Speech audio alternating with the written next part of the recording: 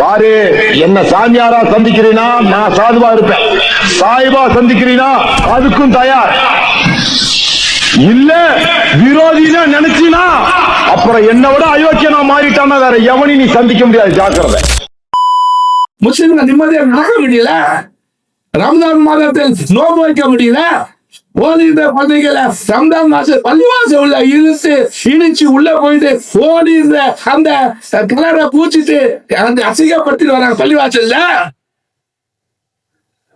அப்போ இன்னைக்கு அங்க நடந்தது, நாளைக்கு இங்க நடக்காதா சொல்றாங்க.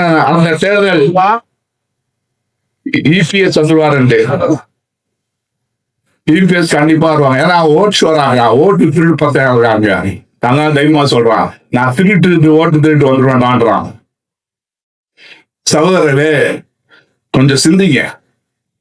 நபிகள் நாயகம் ஸல்லல்லாஹு அலைஹி வஸல்லம் வாழ்ந்த வாழ்க்கை என்ன? நபிகள் நாயகம் ஸல்லல்லாஹு அலைஹி வஸல்லம் அவர்கள் காலையில எழுந்து தொழில் செய்து ஹலாலான பணத்துல சாப்பிட்டு ஹலாலான வச்ச பணத்தை அன்னைக்கு ராத்திரி தானம் தர்மம் பண்ணி தான் பழக்கம். ஒரு பைசா வச்சு பழகம் கிடையாது. சொத்து வைக்கல, சுகம் வைக்கல, நல்ல ஒரு துணி இல்ல நபிகள் சொல்றதுக்கு.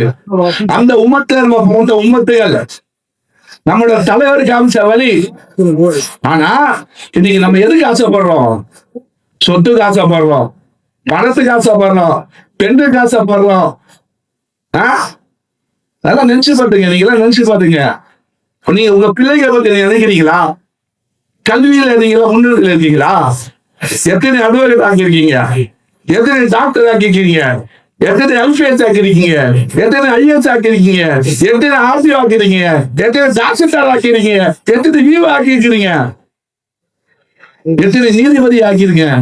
யாருக்கா? நீதித்துறையில எல்லாமே அவன் தான் உட்காந்துருக்கான். நீதித்துறை எல்லாமே அவன் தான் உட்காந்துருக்கான். முஸ்லீமா போ, நாடு இல்ல கல்லு. அரசு அதிகாரத்துல எல்லாம் உட்கார்ந்து அரசு நிர்வாகம் படிச்சியா உட்கார்ந்துருக்கான். ஆனா நம்ம என்ன பண்ண? பிரியாணி கடை வைக்கலாமா, ஸ்வீட் கடை வைக்கலாமா, கபாப் கடை வைக்கலாமா, கறி கடை வைக்கலாமா, இல்ல வெளிநாடு போய் சம்பாதிக்கலாமா? எப்படிதான் நம்ம வாழ்ந்து நிக்கிறோம்? நம்ம வாழ்க்கையை ஒரு சிந்திச்சு பாருங்க. அப்போ நம்ம ஏதா பிறந்தோம், ஏழையா பிறந்தோம். நல்லா புரிஞ்சுங்க, மைண்ட்ல ஏறீங்க. ஏழையாக பிறந்தோம். தன் தாயோட வயிற்று வட்டம் எப்படி வந்தோம்?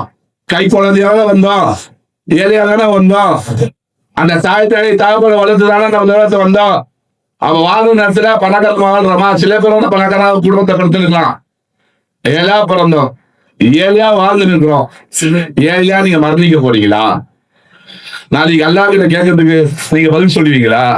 கண்டிப்பா அல்லா கேட்பா விடுவோம். நான் உங்களுக்கு சிந்திச்சு பாருங்க, ஒரு விஷயம் சொல்ற, நல்லா சிந்திச்சு பாருங்க. ஆட்கள் ஆவேசமா நான் பேசுறேன், அறிவு முடியாம பேசுறேன். ஏன்னா என்னோட கல்வி காவல்துறை எனக்கு வந்துருச்சு. சிறையில ரொம்ப ஃப்ரீயா இல்லை, 3 வருஷம். நிறைய புக்ஸ் படிச்சேன், அப்போ RSS இந்தியால 13,000 பேர் கல்யாணம் பண்ணல, இதே தொழில இருக்கிறான். RSS ஒர்க்கரா இருக்கான், ஊழியரையா இருக்கிறான், கல்யாணம் பண்ணல. 24 மேல ஊழியரையா இருக்கான், வேலைக்காக இருக்கிறான். ஆனா நம்மளோட பொறுமையா இருக்கா? ஒரு நாள் நம்ம பொறுக்கிறோமா? ஒரு நாள் பொறுக்க முடியாது நம்மளால. ஏன் சொல்றேன்னா, நீங்க சிந்திச்சு பாத்துங்க. இன்னைக்கு நீங்க வாங்கல, நாட்கள் சீக்கிரம் போயிடும், மரணம் வந்துடும். அதுக்கு முன்னாடி உங்க பிள்ளைகளுடைய நிலைமை என்ன? அப்ப உங்க பிள்ளைகள் நல்லா கல்வியில வந்தாங்கன்னா நாளைக்கு நல்லா ஒரு IPSஓ IASஓ இல்ல ஒரு வழக்கறிஞரோ இல்ல நீதிபதியோ இல்ல ஒரு டாக்டரோ வந்தாதானே ஏதோ ஒண்ணு அனுப்ப முடியும். இப்போ ஓடி போறான், ஓடி போட்டு போய் நிக்கிறான், உதவி கேட்கிறான். காவல்துறையில கூட இருக்கட்டும், அவன் காவல்துறையில காட்டிக்கிறான்னா கூட அவன் மனசுல கொஞ்சம் ஈழம் இருக்கான்னா முஸ்லீம்பா, அவன் அநியாயம் பண்றான்ப்பா, அவனுக்கு எதுனா ஒரு உதவி பண்ண வருமா வராதா நினைச்சு பாத்துங்க. இன்னைக்கு எதுல இருக்காங்க சொல்லுங்க? ஒண்ணுமே இல்ல. ஏன்னா நம்ம பிள்ளைகள் படிப்பு கொடுக்கல, கல்வி கொடுக்கல. கல்வி படிப்பு கொடுக்கல. கல்வி படிப்பு இல்லைன்னா எஸ்ஐ ஆக முடியும், இன்ஸ்பெக்டர் ஆக முடியும், ஏசி ஆக முடியும், ஏஎன்சி ஆக முடியும், எஸ்பி ஆக முடியும். டிஎஸ்பி ஆனாதான் ஐபிஎஸ், ஏடிஎஸ்பி ஆக முடியும், எஸ்பி ஆக முடியும், டிஐஜி ஆக முடியும், ஐஜி ஆக முடியும், ஏடிஜிபி ஆக முடியும், டிஜிபி ஆக முடியும். சிந்திச்சு பார்த்துருக்கியா? அப்ப கல்வி இல்லாம ஏன் கல்வி கொடுக்க முடியாது நம்மளால? எந்த தலைவரும் சிந்திக்கலைங்க. ஆனா அல்லாஹ்வோட கருணை கொண்டு ராஷ்டிரிய உலகமா கவுன்சிலும் கண்டிப்பா சிந்திச்சுதான் இந்த களத்தை இறங்கி இருக்குது. இந்த சமூகம் மிகப்பெரிய ஒரு எழுச்சியை கொண்டு வருவோம் கல்வியில. பதினீங்க எம்எல்ஏ எம்பி ஆனா கூட ஒண்ணும் பண்ண முடியாதுங்க. எம்எல்ஏ எம்பி ஆனா கூட ஒன்னும் சாதிக்க முடியாது. இப்ப முதலமைச்சர் உட்கார்ந்து இருக்காரு, முதலமைச்சர் என்ன சாதிக்க முடியும்? கிடையாது. முதலமைச்சர் ஒண்ணுமே பண்ண முடியாது. ஹோம் செக்ரட்டரி யாரு? முதல்ல டிஜிபி யாரு சொல்லுவேன்? எல்லா துறையில உட்கார்ந்து இருக்காங்க. அப்போ அவர் சொல்றதா அந்த முதலமைச்சர் கேட்க முடியும், அவங்க சொல்றதா எம்எல்ஏ கேட்க முடியும், அவங்க சொல்றதா அந்த மந்திரியை கேட்க முடியும். ஆனால் படிச்சு வந்தால் ஒரு ஐபிஎஸ், ஐஎஸ், ஒரு வழக்கறிஞர், நீதிபதியா இருந்தா யாரும் சொல்ல தேவையில்லை, அவங்களே அந்த வேலை பார்த்துட்டு போயிடுவாங்க. இந்த சமூகத்தை எத்தனை ஐபிஎஸ் இருக்காங்க, எத்தனை ஐஎஸ் இருக்காங்க? தமிழ்நாட்டில் எடுத்துட்டீங்கன்னா இவன் ராணிப்பேட்டை ஐபிஎஸ் மட்டும் இருக்காங்க. ஜமால் இந்த லேடிஸ் இருக்காங்க ஐபிஎஸ்ஆ. எத்தனை பேர் இருக்காங்க சிந்திச்சு பாருங்களேன். இல்ல அவங்க ஒன்றும் தப்பு இல்ல, நம்ம தூங்கி கிடந்தோம், நம்ம எப்போ முடிப்போம், எப்போ எது முடிச்சு நம்ம வருவோம். தலித் சகோதரர்லாம் இன்னைக்கு வந்து மிகப்பெரிய முடிச்சுட்டாங்க. தலைவர் சொன்னாரு திருச்சி மாநாடுல, எல்லா நிர்வாகியும் தலித் சகோதரர் எல்லாருமே கோட்டு போட்டுட்டு வாங்க, புது கோட்டு போட்டுட்டு வாங்க. நாங்க எல்லாமே புது கோட்டு போட்டு போனாங்க. அங்க அந்த தலித் சமூக தலைவர்கள் நிறைய பேர் அது வழக்கறிஞர் ஆக்கியிருக்காங்க. நாம தோல்விமாலமா ஒரே வண்டியில பயணம் செஞ்சவங்க. இப்ப தோல்விமால இஸ்லாமிய சனநாயக பேரன் வச்சுக்காரு, அது யார் அமைப்பு? என்னோட அமைப்பு தான். அப்ப இஸ்லாமிய ஜனநாயக பேர் வச்சிருந்தா அவர் விடுதலை சிறுத்தை வச்சிருந்தாரு. அப்ப தென் மாவட்டங்கள் அவர்களால போஷத்துக்கு ஊழலா கிராம போய் கொடுத்துருந்தோம், கொடுத்ததுக்கு வளர்த்தோம்.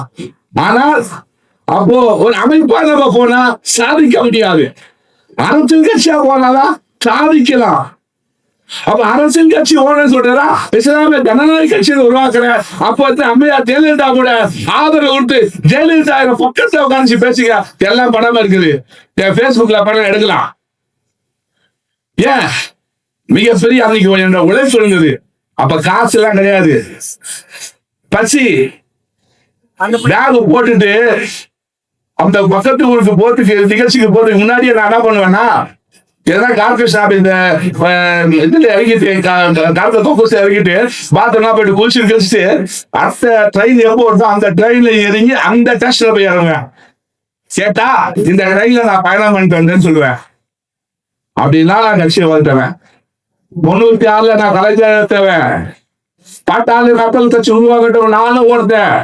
பாட்டாளி மக்கள் கட்சி இளைஞரை தலைவர் ஜான் பாண்டியன் இருந்தாரு, இளைஞரின் செயலாளர் KM ஷரீப் இருந்தாரு, இளைஞர் துணை செயலாளர் நான் இருந்தேன். எனக்கு கீழே தான் ஏகே மூர்த்தி இருந்தாரு, இப்ப இருக்கிற வேல்முருகன் அப்புறம் தான் மாவட்டத்துல இருந்தாரு. இதெல்லாம் சேர்த்துதான் எனக்கு அரசியல் ஆசான் யாருன்னா பாட்டாளி மக்கள் கட்சி தலைவருக்கு பேராசிரியர் சீரன் அவதான் என்னோட அரசியல் ஆசான். அப்புறம் பள்ளி பாபா தான் எங்களுக்கு கண்ணை பிறந்தது. நாரே தக்பீர், நாரே தக்பீர், நாரே தக்பீர், நாரே விசாலத், நாரே விசாலத், நாரே விசாலத். ನಾನು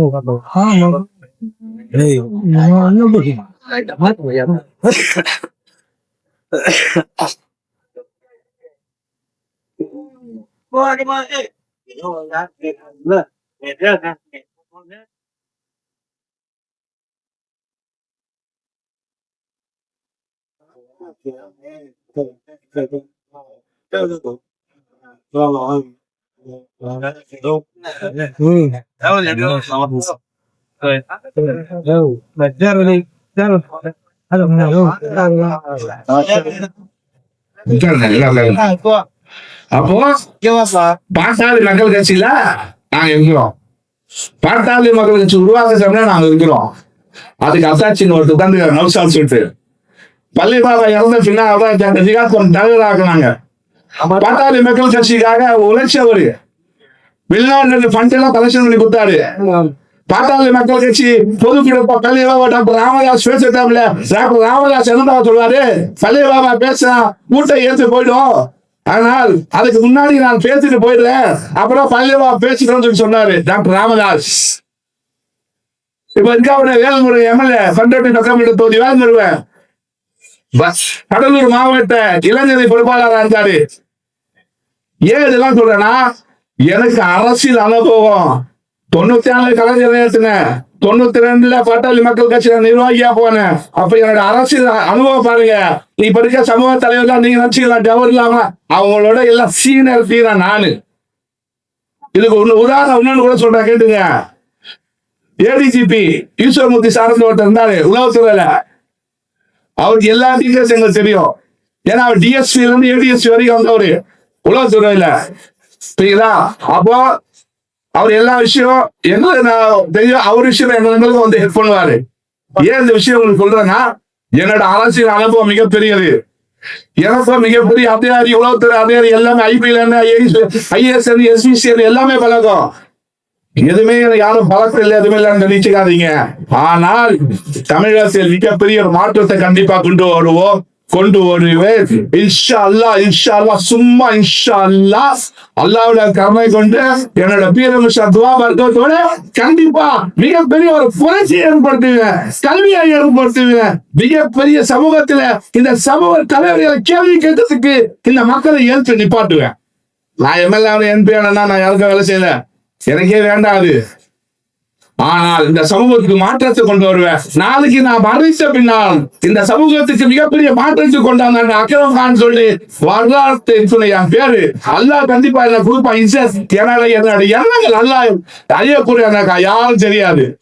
என்னோட நீ நல்லா அறியக்கூடிய இருக்கலாம். நான் மனசுல ஒண்ணு வச்சுட்டு வாயில வச்சு பேசுறது நல்லா அறியக்கூடிய இருக்கான். இசை கொடுக்குறோம் அல்லாதான், சில்லறை கொடுக்குறோம் அல்லாதான். புரியுங்களா? நான் ஏன் ஒரே விஷயம் மட்டும் சொல்லி முடிச்சுக்கிறேன், ஏன்னா அது பேச வேண்டியிருக்குது.